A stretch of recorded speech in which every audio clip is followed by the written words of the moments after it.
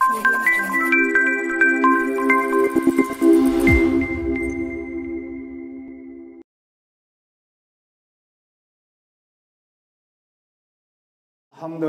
Rabbil Alamin. Wabihi nasta'inu ala umuri dunya waddin. Ashhadu an la ilaha illallah wa ashhadu anna Muhammadan abduhu wa rasuluhu amma ba'du. Qala Allah Ta'ala fil Qur'anil Karim. A'udzu billahi minasy syaithanir rajim. Ya ayyuhalladzina amanu taqullaha haqqa tuqatih wa la tamutunna illa wa antum muslimun. Hadirin kaum muslimin wal muslimat, jamaah salat Idul Adha yang berbahagia.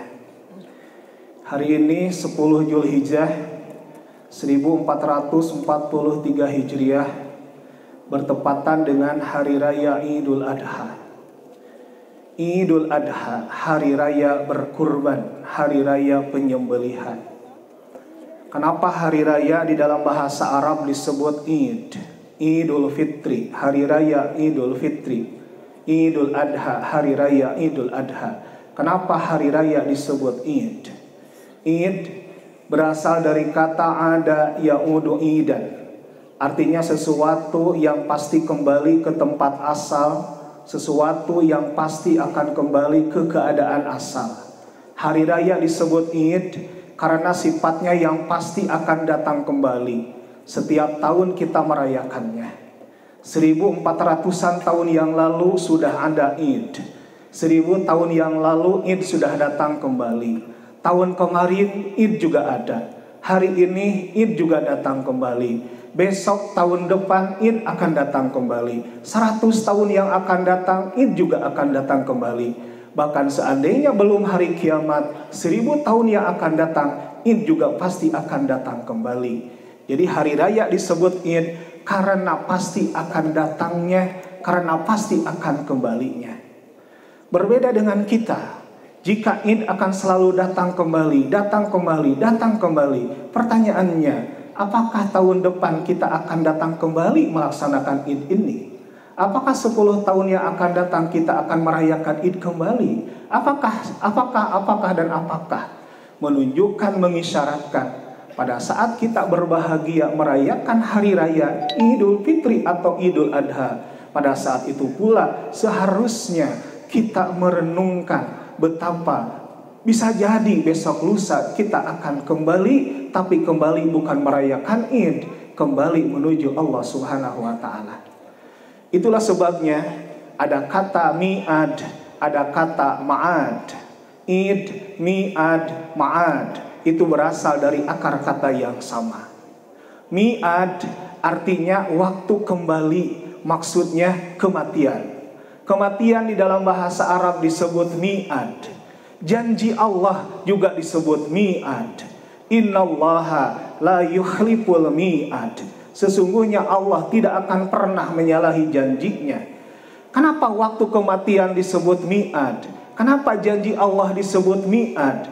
Karena sifatnya yang pasti. Waktu kematian itu pasti bakal terjadi. Sama seperti pasti bakal terjadinya semua janji Allah. Kata Id juga seakar dengan kata ma'ad. Artinya tempat kembali, yaitu akhirat kita. Makanya Ibnul Qayyim Al-Jauziyah menulis sebuah kitab yang berjudul Zadul Ma'ad, bekal menuju kampung kembali kita, bekal kermudiknya eta, bekal kermudik ke akhirat. Sekali lagi, pada saat kita merayakan hari raya Idul Fitri atau hari raya Idul Adha, seharusnya kita juga mengingat bahwa kita akan segera mati, bahwa pasti waktu mati kita, bahwa pasti kita akan kembali ke kampung akhirat, mempertanggungjawabkan semuanya di hadapan Allah Subhanahu wa Ta'ala. Itulah sebabnya, itulah salah satu jawaban kenapa Rasulullah Sallallahu Alaihi Wasallam dalam beberapa hadis dijelaskan, sebagaimana dikutip oleh Syekh Abu Bakar Al-Jazairi dalam kitab Minhajul Muslim, bahwa Rasulullah Sallallahu Alaihi Wasallam ketika sholat Idul Fitri, ketika beliau sholat Idul Adha, beliau senang membaca surah Al-A'la, beliau senang membaca surah Al-Ghasyiyah. Pernahkah kita berpikir, merenungkan, kenapa Rasulullah ketika sholat Idul Fitri, Idul Adha membaca Sabbihisma rabbikal a'la? Kenapa membaca hal ataka hadisul ghasyiyah? Salah satu jawabannya adalah ada di akhir surah Al-A'la itu. Bal tu'thirunal hayatad dunya wal akhiratu khairu wa abqa. Kalian wahai manusia, kalian wahai umat Islam, kebanyakan kalian lebih bersungguh-sungguh, lebih memprioritaskan segala sesuatu yang sifatnya duniawi oriented. Padahal wal akhiratu, negeri akhirat itu khairun, lebih baik, wa abqa, dan lebih kekal. Jadi kenapa Rasulullah pada saat sholat Idul Fitri, Idul Adha senang membaca surah Sabbihisma rabbikal a'la? Sebetulnya mengingatkan kepada kita bahwa pada saat kita sedang merayakan hari raya, kita harus mengingat, kita harus merenungkan, mereorientasi pola pikir dan pola sikap hidup kita di dunia, terutama kita yang sehari-harinya selalu memimpikan, berambisi dengan nilai-nilai dunia. Kita yang membangga-banggakan dunia, tuh saya boga itu, tuh saya boga iya, saya geus iya, saya geus itu.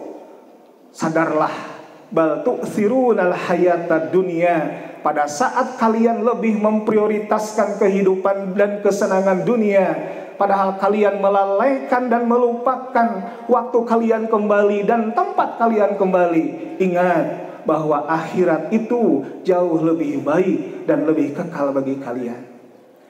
Kenapa Rasulullah Sallallahu Alaihi Wasallam pada saat sholat Idul Fitri, sholat Idul Adha senang membaca surah Hal ataka hadisul ghasyiyah? Salah satu jawabannya adalah karena pada surah Al-Ghasyiyah itu menjelaskan tentang keadaan manusia nanti di kampung akhirat. Wujuhu yawma idin khasyi'ah. Ada manusia-manusia yang nanti di akhirat wajahnya tertunduk malu, tertunduk hina, tertunduk takut, dan khawatir menghadapi azab Allah yang tidak pernah berhenti. Itulah orang-orang yang melupakan akhirat dan terlalu berambisi kepada dunia. Wa wujuhu yawma idzin na'imah li sa'iha radiyah. Meskipun di kampung akhirat juga ada orang-orang yang wajahnya tersenyum lebar, tersenyum manis, li sa'iha radiyah, karena segala apa yang dilakukannya di dunia ternyata diridhoi oleh Allah Subhanahu wa taala. Ikhwatul iman, jamaah sholat Idul Adha yang berbahagia. Pada umumnya khatib ketika membacakan atau mengucapkan khutbah Idul Adha, umumnya yang dibahas adalah sejarah Nabi Ibrahim alaihissalam, keteladanannya, dan nilai-nilai yang bisa diimplementasikan dalam kehidupan kekinian. Namun untuk kesempatan ini saya ingin mengajak kita untuk merenungkan dua pertanyaan yang dikaitkan dengan peristiwa Idul Adha. Pertanyaan pertama, kenapa Rasulullah Sallallahu Alaihi Wasallam menganjurkan kita pada saat Idul Adha bertakbir, bertahmid, bertahlil itu lebih lama, lebih panjang waktunya daripada bertakbir, bertahlil, bertahmid pada saat hari raya Idul Fitri. Jika Idul Fitri Rasulullah menganjurkan kita takbiran, bertakbir, bertahlil, bertahmid hanya sebatas ketika kita keluar dari rumah kita masing-masing menuju tempat kita sholat Id, sampai imam berdiri mengajak kita sholat Idul Fitri. Mungkin waktunya hanya 1 atau setengah jam saja kita bertakbir, bertahmid, bertahlil. Berbeda dengan Idul Adha. Idul Adha itu waktunya sangat luas. Semenjak subuh 9 Zulhijjah kemarin, pada saat kita memulai saum Arafah, sampai menjelang asar pada hari terakhir tasyrik 13 Zulhijjah. Artinya ada waktu 5 hari kita bertakbir, bertahmid, bertahlil. Pertanyaannya, kenapa begitu lama waktu yang dianjurkan Rasulullah untuk bertakbir, bertahlil, bertahmid pada saat Idul Adha ini? Jawabannya adalah disebutkan oleh Rasulullah Sallallahu Alaihi Wasallam dalam sebuah hadis bahwa hari-hari tasyrik itu adalah hari kita banyak makan, hari kita banyak minum, dan hari kita banyak merenung. Dengan kata lain, waktu bertakbir, bertahlil, bertahmid lebih lama menunjukkan bukan hanya kita merayakan hari raya, tapi juga diharuskan kita banyak merenung dan merenung apa yang sudah, sedang, dan akan kita lakukan dalam kehidupan di dunia ini. Apa yang menjadi bahan untuk kita renungkan? Apa standar nilai yang bisa jadi bahan alat untuk merenung itu? Tidak lain dan tidak bukan adalah lafaz-lafaz takbir, lafaz-lafaz tahlil, lafaz-lafaz tahmid itu sendiri. Allahu Akbar, Allahu Akbar, la ilaha illallah, Allahu Akbar, walillahil hamd. Allahu Akbar, Allah Maha Besar.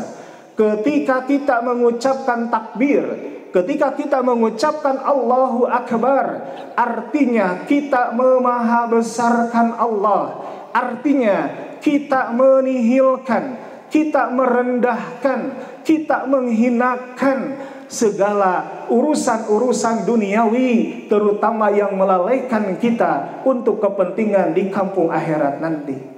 Bahwa dunia dengan segala isinya yang selama ini kita banggakan, yang selama ini 24 jam pola pikir, pola sikap, hati, pikiran, cita-cita berorientasi kepada dunia, kesenangan dunia, hakikatnya nihil, tidak ada artinya apa-apa dengan dibandingkan pertanggungjawaban kita di hadapan Allah Ta'ala. Itu makna takbiratul ihram. Yang kedua, takbir Allahu Akbar maknanya adalah memahabesarkan Allah secara sekaligus, berarti menihilkan diri kita masing-masing, merendahkan diri kita masing-masing. Kalau ada pertanyaan, siapa kita? Indonesia, lamun laju mengbal. Tapi ketika dalam kehidupan sehari-hari, siapa kita? We are nothing. Kita ini bukan siapa-siapa. Kita bukan apa-apa. Tidak ada apa-apanya kita di hadapan Allah. Tidak ada yang bisa kita banggakan. Tidak ada yang bisa kita puji-puji terhadap diri kita sendiri. Terutama dikaitkan dengan kemahabesaran Allah Subhanahu wa Ta'ala.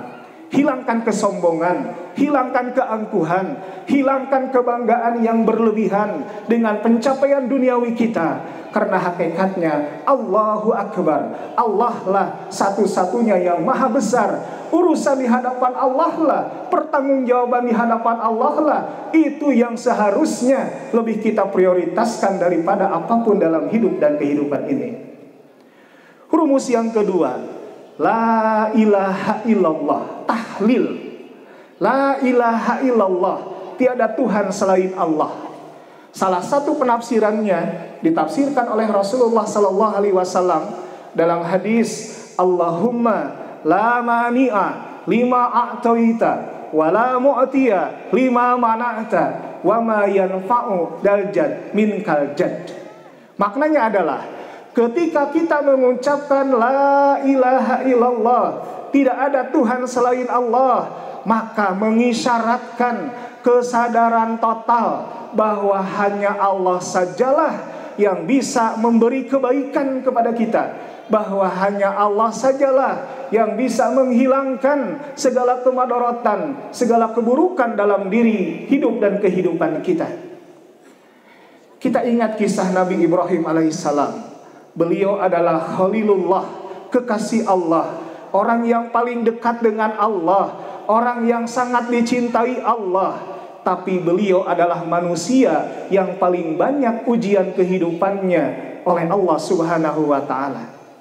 Ketika bujangan Nabi Ibrahim bertentangan dengan bapaknya, Ibrahim adalah pemuda yang mendakwahkan tauhid. Bapaknya adalah orang pembuat, orang yang pembuat segala macam bentuk kemusyrikan. Bertentangan antara anak dan orang tua, bertentangan ideologis, bertentangan keyakinan. Itu adalah kesulitan ujian kehidupan yang sangat berat.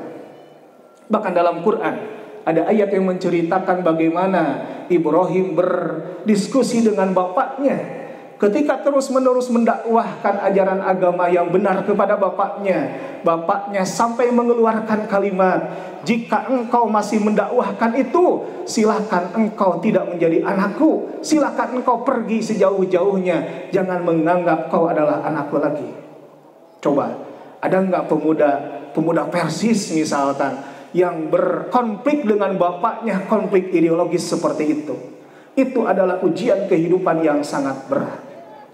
Lepas dari ujian bapaknya, kemudian Ibrahim diuji oleh Allah berupa kesulitan, ditangkap, dihukum, diintimidasi, dizolimi oleh penguasa Raja Namrud dengan cara ditangkap, dibakar hidup-hidup. Itu adalah ujian kehidupan yang sangat berat. Bahkan ketika sudah menikah, Nabi Ibrahim menunggu, meminta, berdoa kepada Allah, Rabbi habli minas salihin, ya Allah berikanlah aku keturunan yang salih. Menunggu selama 86 tahun, baru kemudian diberi anak yang bernama Ismail. Dan ujian itu terus-menerus bertambah. Pada saat Ismail sedang unyu-unyunya, sedang lucu-lucunya, kemudian disuruh disembelih oleh Allah Subhanahu wa ta'ala. Itu juga ujian dan ujian. Jika Nabi Ibrahim kekasih Allah, orang yang dekat dengan Allah saja diuji dengan beribu-ribu banyak ujian kesulitan, siapakah kita? Kita yang bukan siapa-siapa, kita yang bukan apa-apa, karek diuji seetik oge, urang manggeus hopeless, tidak ada harapan. Padahal pada saat kita diuji dengan beragam banyak kesulitan, kita diperintahkan mengucapkan La ilaha illallah. Pada saat mengucapkan La ilaha illallah, kita harus meyakini bahwa segala macam bentuk kesulitan apapun, jika Allah menghendaki, pasti akan segera dihilangkan dari hidup dan kehidupan. Yang ketiga, ucapan atau bacaan walillahil hamd, lillahil hamdu, bahwa hanya milik Allah lah alhamdu, segala puji dan puja itu. Bacaan walillahil hamd mengajarkan kepada kita tadi menihilkan diri kita di hadapan Allah, sekaligus mengikhlaskan segala macam bentuk bakti dan kebaikan kita, hakikatnya hanya dalam rangka menginginkan keridhaan Allah. Inna sholati wa nusuki wa mahyaya wa mamati lillahi rabbil alamin. Itu adalah ikrar yang harus ada dalam hati dan pikiran kita setiap kita mengucapkan kalimat walillahil hamd. Hadirin ikhwatul iman rahimakumullah. Pertanyaan kedua, kenapa dalam ajaran agama kita berkurban itu disyariatkan dengan menyembelih binatang ternak, dengan menyembelih unta, dengan menyembelih sapi, dengan menyembelih domba, kambing dan sejenisnya? Kenapa berkurban itu bukan dalam bentuk sacrifice, pengorbanan orang lain dalam bentuk sesajen misalkan, tapi harus dalam bentuk berkurban menyembelih hewan? Jawaban dari pertanyaan ini bisa banyak. Dua di antaranya adalah, satu, jawaban yang sifatnya historis. Dalam sejarah peradaban manusia ternyata dikenal ada pengorbanan, ada sacrifice dalam bentuk mengorbankan manusia sebelum Nabi Ibrahim disuruh Allah menyembelih Ismail. Sejarah mencatat peradaban Aztec di Meksiko, Amerika Selatan. Mereka punya kebiasaan, kalau suku Aztec ini akan berperang melawan musuh-musuh mereka, sebelum berperang, terlebih dahulu mereka membunuh seorang bayi, lalu darah dari bayi itu dioles-oleskan ke senjata perang mereka. Dengan cara berkurban seperti itu, semangat bertarung prajuritnya akan hebat luar biasa. Jadi ketika Nabi Ibrahim diperintah menyembelih Ismail, teu aneh, da sameh-meh lagi geus aya model kitu.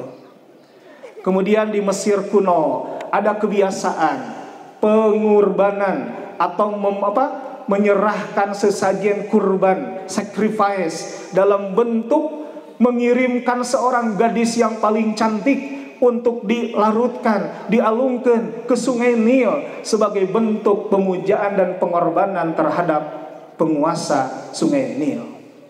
Jadi lamun ayeuna urang kolot boga budak gadis geulis teh atoh baheula mah di zaman Mesir kuno lamun kolot boga anak gadis geulis teh hariwang sabab kudu dikorbankeun ka penguasa sungai Nil.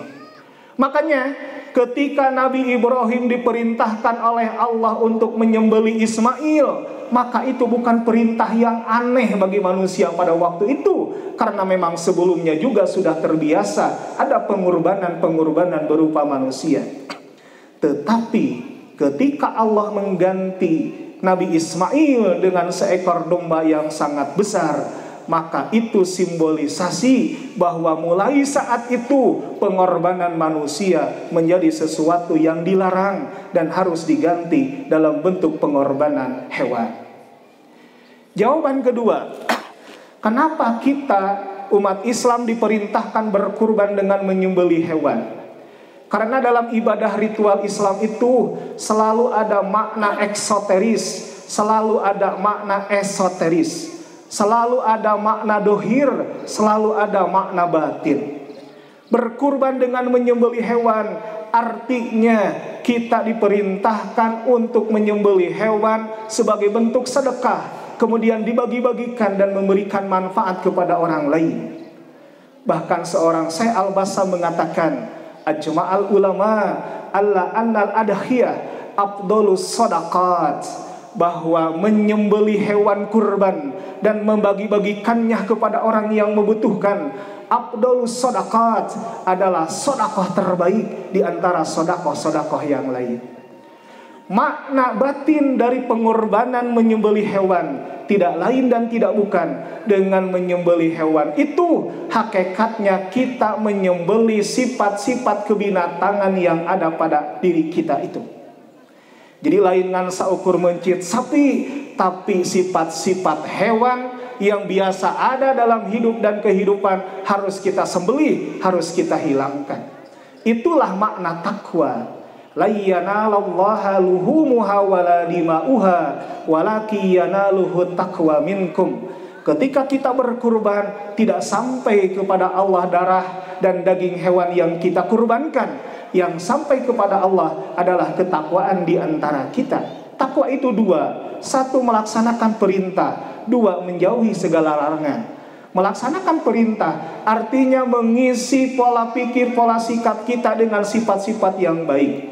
Menjauhi larangan artinya mentakholikan, mengosongkan semua sifat-sifat jelek dalam diri kita. Al-Imam Al-Ghazali sebagaimana dikutip oleh Syekh Al-Bassam dalam Tawdihul Ahkam, beliau menjelaskan bahwa sumber segala kemaksiatan itu ada 4, kata Imam Ghazali. Sumber kemaksiatan yang pertama adalah sifatun isti'laiyah, sifat merasa tinggi dan ingin diperlakukan tinggi oleh orang lain. Sifat ujub, sifat sombong, sifat merendahkan orang, sifat senang ketika dipuji, sifat ingin dipuji oleh manusia. Itu adalah sumber kemaksiatan, disebut sifatun isti'laiyah. Kalau kita diundang oleh orang lain, dina undangan teh disebutkan gelar kita, lalu kita protes, mau datang orang mah ka undangan ge. Nah, tingali gelar sarjana urang teh dicantumkeun, padahal jadi sarjana teh mahal. Sepertinya itu biasa-biasa saja. Awas, itu adalah sifatun isti'laiyah. Kita senang dipuji orang, kita senang dihormat orang. Awas, itu adalah sifat isti'laiyah. Harus disembelih, harus dibersihkan dalam diri kita. Yang kedua, kata Al-Ghazali, ada yang disebut dengan sifatun syaitoniyah, sifat-sifat setan. Cirinya licik, cirinya makar, cirinya suka mengadu domba orang lain, cirinya tidak senang orang lain mendapatkan kebaikan. Itu adalah sifat-sifat setan yang mungkin ada dalam diri kita dan harus kita sebelih hari ini dan hari-hari selanjutnya. 3, ada yang disebut dengan sifatun bahimiyah, sifat-sifat kebinatangan, yaitu al-hirsu ala qada'i hajati syahwat wal batan.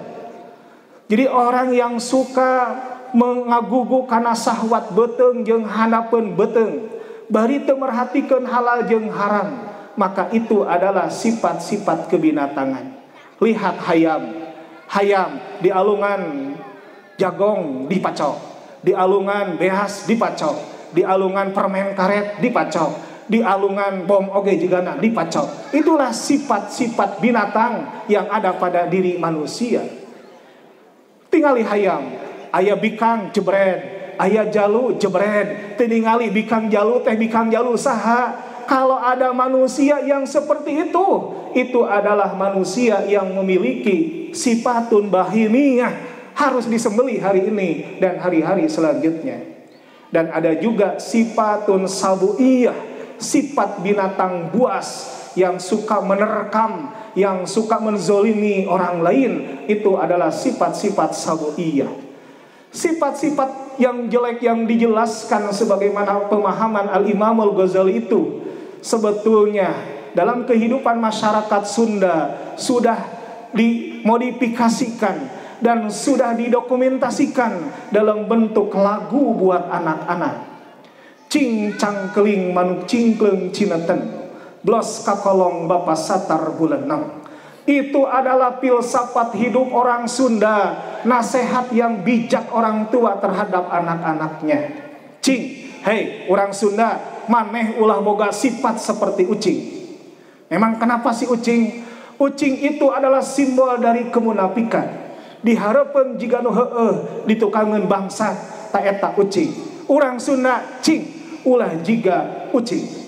Cang itu pecang itu kancil. Pecang atau kancil adalah binatang yang suka tujah tejeh, teterejel kaditu kadieu.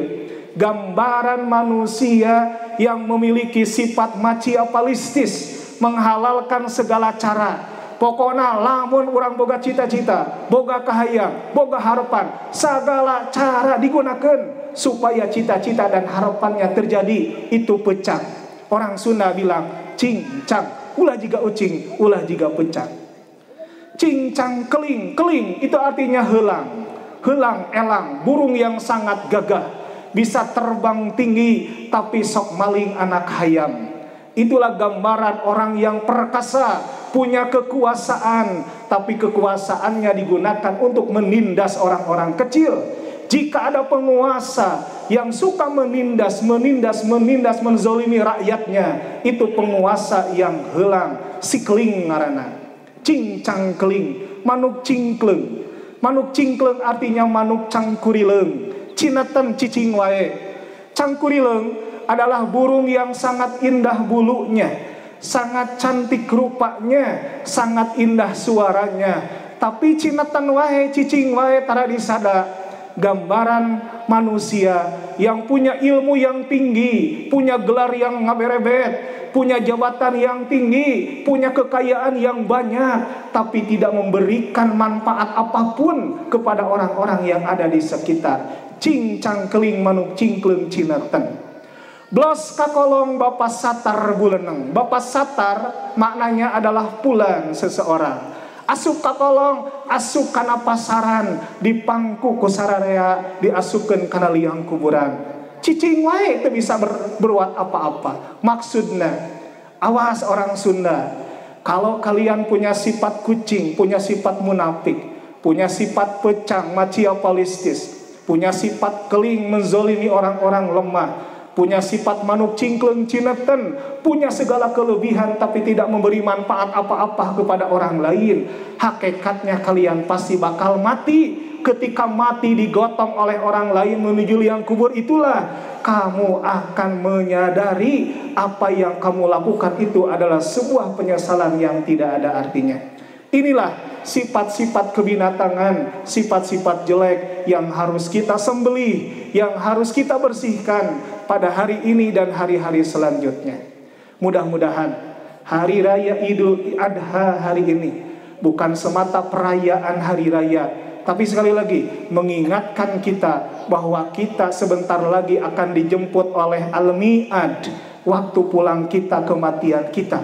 bahwa hari raya ini mengingatkan kita bahwa kita akan sampai ke Al-Ma'ad, kampung halaman kita di akhirat, sehingga mengingatkan kita harus memperbanyak bekal menuju mudik ke kampung akhirat itu. Dan yang kedua, perbanyaklah merenung dengan menggunakan rumus-rumus takbir, tahlil, tahmid dalam rangka memperbaiki hidup dan kehidupan kita.